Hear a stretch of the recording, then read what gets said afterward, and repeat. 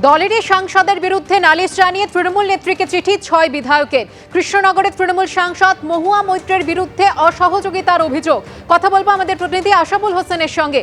আশাবুল, মহুয়া মৈত্রের বিরুদ্ধে ঠিক কি অভিযোগ 6 বিধায়কের?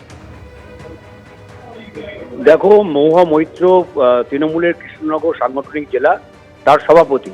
অন্যদিকে রুকবানুর রহমান, তিনি কৃষ্ণনগর সাংগঠনিক জেলার তৃণমূলের চেয়ারম্যান।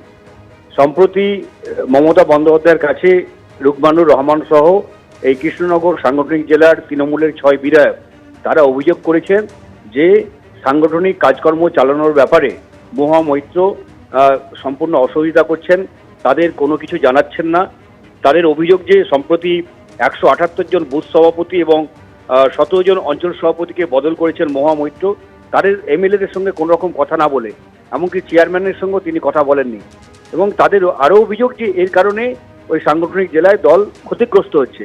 এই অভিযোগ জানিয়ে সম্প্রতি মমতা বন্দ্যোপাধ্যায়ের কাছে চিঠি লিখেছেন এই 6 বিধায়ক। তাদের মধ্যে আছেন কল্লোল খান, উজ্জ্বল বিশ্বাস, রুকবানুর রহমান, নাসিরউদ্দিন আহমেদ, বিমলেন্দু সিংহ রায় এবং মানিক ভট্টাচার্য।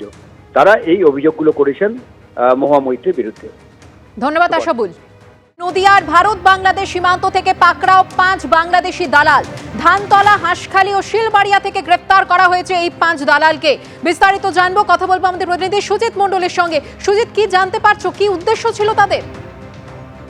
দেখো সুকন্যা, যেটা প্রথমে বলি, এবারে কিন্তু বাংলাদেশি নয়, পুলিশের জালে সীমান্ত পারাপার করানোর সঙ্গে যুক্ত থাকা 5 জন দালালকে রানাঘাট পুলিশ জেলা পুলিশ তাদেরকে গ্রেপ্তার করেছে এবং সম্প্রতি নদিয়ার ধানতলা থানা এবং হাঁসখালি থানার ফুলগাছি এবং শিলবাড়িয়া থেকে গ্রেপ্তার হয় 5 জন দালালকে এবং এদের মধ্যে থেকে ধানতলা থানার হাতে গ্রেপ্তার হয়েছে হাফিজুল মন্ডল, পিয়ারুল মন্ডল এবং খাইরুল মন্ডল। আর হাঁসখালি থানা এলাকা থেকে গ্রেপ্তার করা হয়েছে হাসানুর মন্ডল এবং মহসিন মন্ডল নামে 2 জন।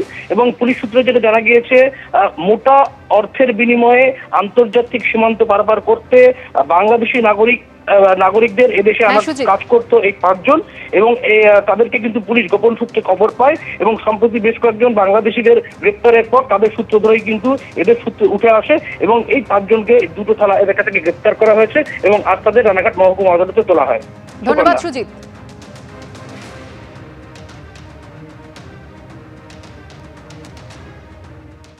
ওপার বাংলার সঙ্গে যারা ওদিকে টাউট বসে আছে তাদের সঙ্গে যোগাযোগ করে এই সমস্ত কাজগুলো তারা করে থাকে। বাংলাদেশিদের এই ভারতবর্ষে পাচার করে বা এদেরকে ঢুকিয়ে দেওয়া হয়।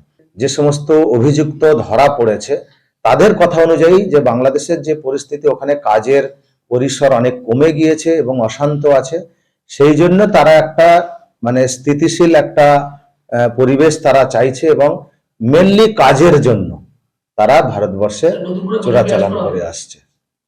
আজকের যেটা আছে 5 জন অ্যারেস্ট হয়েছে ধানতলা এবং হাঁসখালির আছে 2 জন এবং ধানতলার আছে 3 জন টাউট।